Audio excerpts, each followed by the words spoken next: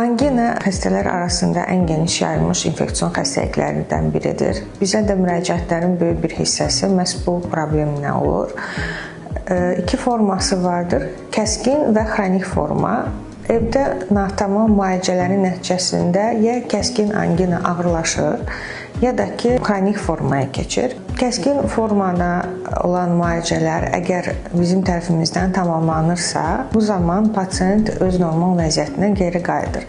Lakin çox vaxt evdə müalicələr natamam qalır və istər-istəməz həmin dərmanlara qarşı davamiyyət yaranır və növbəti müalicələrimizdə artıq biz həmin dərmanlardan istədiyimiz müsbət nəticəni ala bilmirik.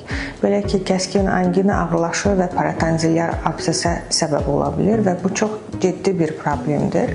Abses artıq mütləq cərrahi müdaxilə tələb edir. Ona görə də məsləhət görərdim ki, əgər sizdə də angina varsa, mütləq şəkildə həkimə müraciət edəsiniz. Müalicə tamamlanmadıqda xronik vəziyyət yarana bilir və xronik vəziyyətdə olan anginalar bizə ağrı cəhətdən böyük bir narahatçılıq verməsə də, daxili orqanlarımızda ciddi fəsadlara səbəb ola bilir. Ən çox da ürək qapaqlarının zədələnməsi ilə nəticələnir və bu zədələnmələr çox vaxt geri dönülməz fəsadlara səbəb ola bilir.